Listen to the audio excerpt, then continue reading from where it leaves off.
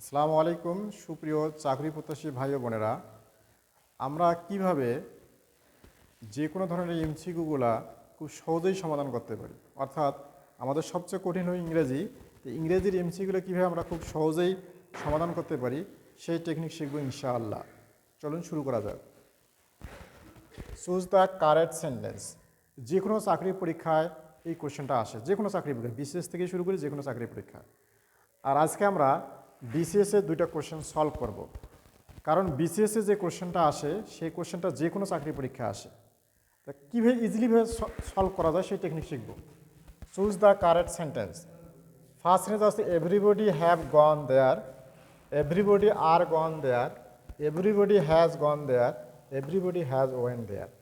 তা আমরা যদি ওমিট করতে পারি, অর্থাৎ এমসিকিউ কোনটা হবে না, এই টেকনিকটা যদি আমি অবলম্বন করতে পারি তাহলে আমাকে আনসারটা জানাই লাগবে না।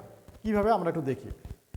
এখানে দেওয়া আছে এভরিবডি। আমরা জানি এভরিবডি এটা একটা প্রোনাউন, এটা অবশ্যই থার্ড পারসন সিঙ্গুলার নাম্বার হিসেবে ব্যবহার করা হয়। তো যেহেতু আমরা জানি হ্যাভ হলো প্লুরাল, তাহলে এভরিবডি পরে হ্যাভ হয় না, তার মানে এটা ক্রস, এটা হবে না।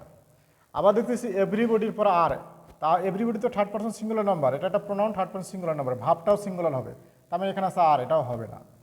তার মানে everybody has went there, has ঠিক আছে সিঙ্গুলার, কিন্তু হ্যাজের পর আবার ওয়েন, এটা কখনো হয় না, এটাও হবে না। তাহলে বাকি দিলে কটা একটা, এভরিবডি হ্যাজ গন দেয়ার, এটা হলো রাইট আনসার। এভাবে আমরা এমসিকিউগুলো সলভ করতে পারি। সেকেন্ড কোয়েশ্চেন হলো চুজ দ্য কারেক্ট সেন্টেন্স।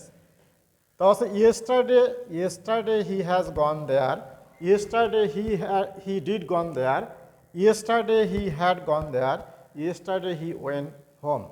আমরা জানি যদি কোনো সেন্টেন্সের মধ্যে অতীত নির্দেশক ওয়ার্ড দেওয়া থাকে তাহলে অবশ্যই ওই সেন্টেন্সটি পাস্ট ইনডিফিনিট টেন্স হবে, অর্থাৎ ওই সেন্টেন্সটির সাবজেক্টের পরে যে ভার্বটা হবে সেটা হবে V2। সেটা কি হবে? V2। সাবজেক্টের পরে যে ভার্বটা হবে সেটা হবে V2। এখন আমরা দেখি সাবজেক্টের পরে ভার্ব 2 আছে কিনা। এখানে সাবজেক্ট আছে কিন্তু ভার্ব 2 নেই, তার মানে এটা হবে না। এখানে সাবজেক্ট আছে কিন্তু ভার্ব 2 আছে, আবার 2 পরে V3, এটাও হবে না। এটা গ্রামাটিক্যাল কোনো সিস্টেম পড়ে না। আবার দেখতেছি এখানে সাবজেক্ট আছে, আবার আছে হ্যাড, আবার আছে V3, এটাও হবে না। কেন হতে হবে? সাবজেক্টের পরে V2, অর্থাৎ পাস্ট ইনডিফিনিট টেন্স হবে। তার মানে বাকি থাকলে একটা, এটা হলো আনসার। অর্থাৎ আমাদেরকে মনে রাখতে হবে যদি কোনো অতীত নির্দেশক ওয়ার্ড দেওয়া থাকে তাহলে অবশ্যই সেটা পাস্ট ইনডিফিনিট টেন্স হবে, অর্থাৎ মূল যে ফাইনিট ভাবটা সেটা অবশ্যই কী হবে? V2 হবে। তার মানে আমরা দেখা মাত্রই বুঝতে পারলাম আমরা আনসার জানি না, কিন্তু আমরা প্রসেসে দেখতেছি 3টে হচ্ছে না, তার মানে যেহেতু 4টে হচ্ছে তার মানে লাস্টে আনসার। তো এভাবে আমরা যে কোনো ধরনের এমসিকিউগুলা এই পদ্ধতি আমরা কী করে সলভ করতে পারি। আজকে এই পর্যন্তই, দেখা হবে ইনশাআল্লাহ নেক্সট ক্লাসে। খোদা হাফেজ।